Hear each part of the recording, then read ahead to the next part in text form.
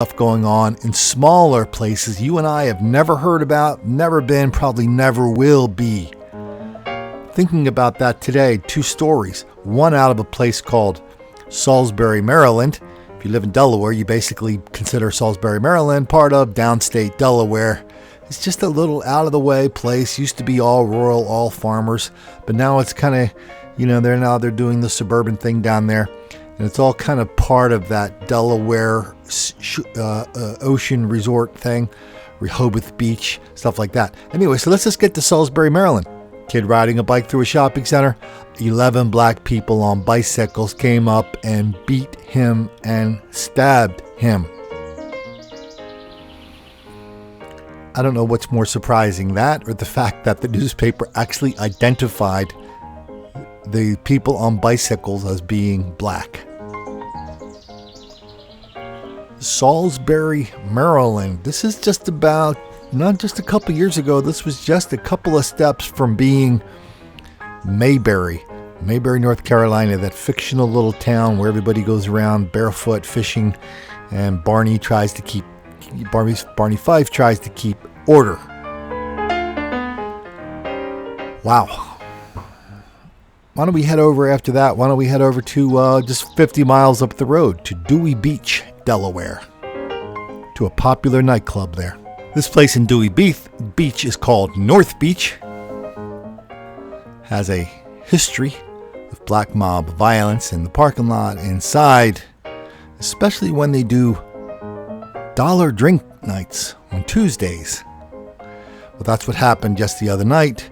Large bunch of people in the club, fighting in the club, fighting out of the club, gunshots, maybe large-scale black mob violence. Positively, people who were there sent me this clip. I said, well, how do we know they're black? I said, Colin, I was there. I saw it. Besides, this place has a long history of black violence. Okay, here's where this gets interesting / crazy. The owner of this bar is a guy named Alex Perez, P-I-R-E-S.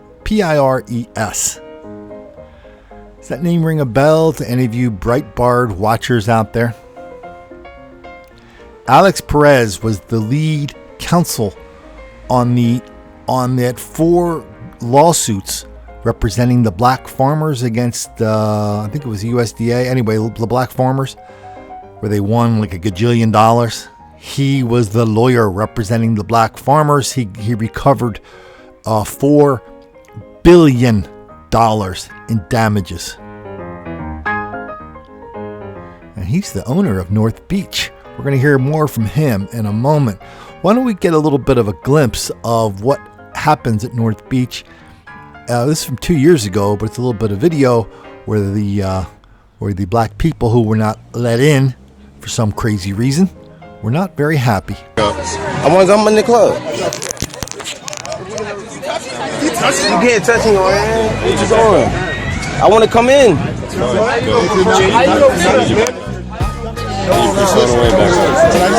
For what?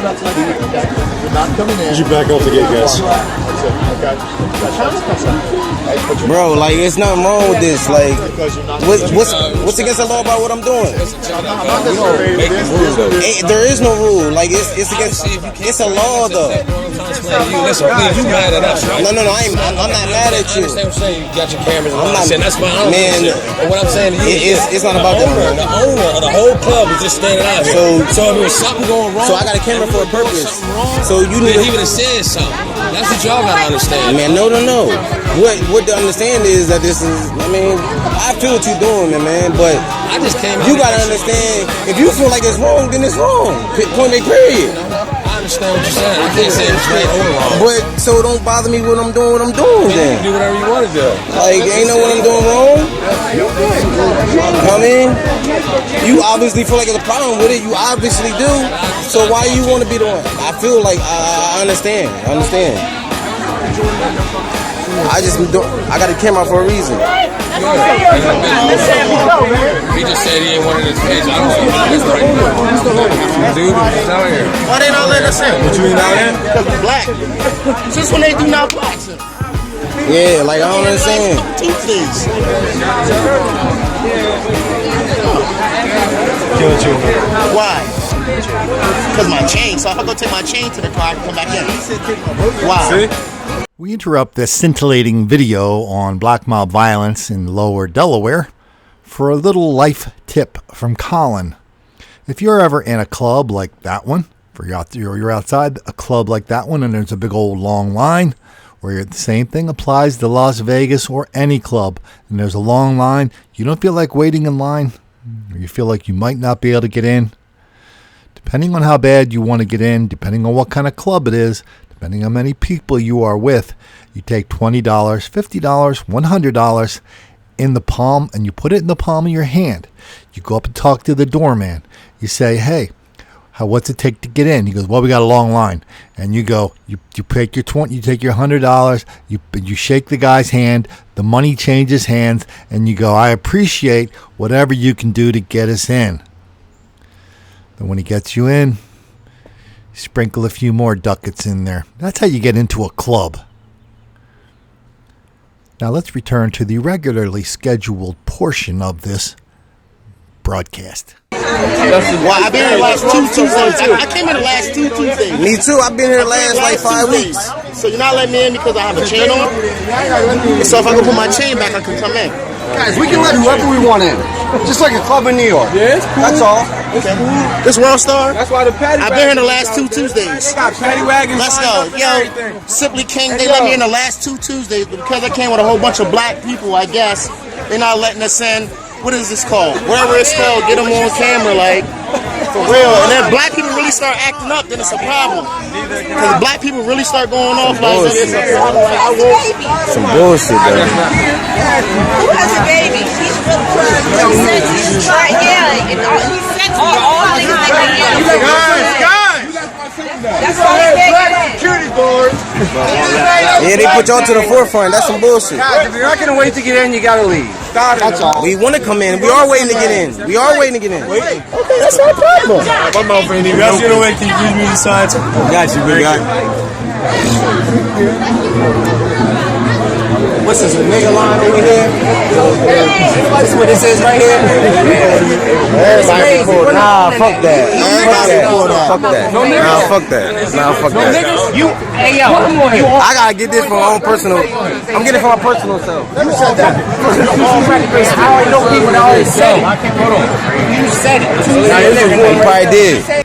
I love that little quote he had in the paper that said, where he was explaining to these black people why they couldn't come into his club. Look, you're talking to a civil rights lawyer for 35 years of my life. Don't lecture me.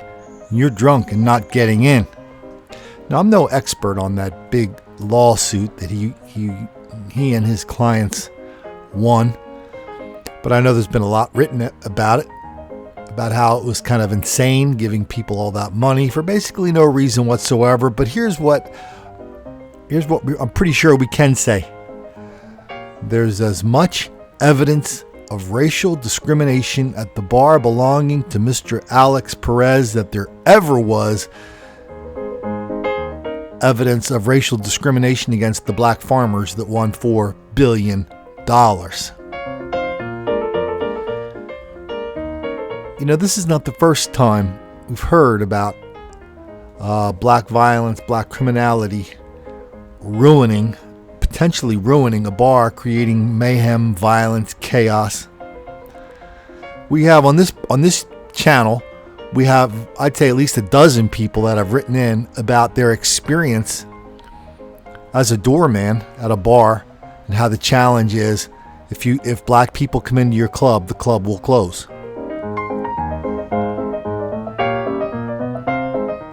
Does that sound familiar to anybody?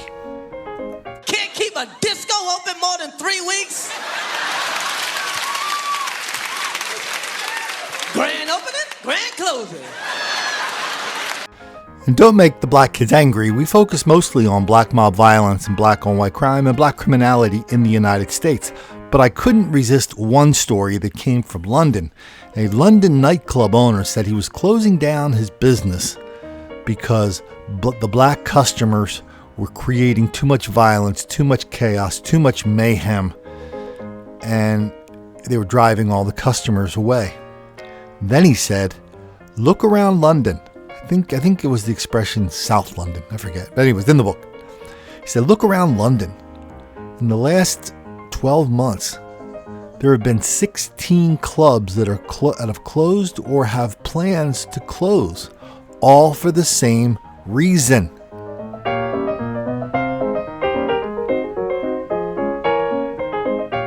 All because their club owners just didn't know what Mr. Alex Perez knew with the farmers, but forgot here.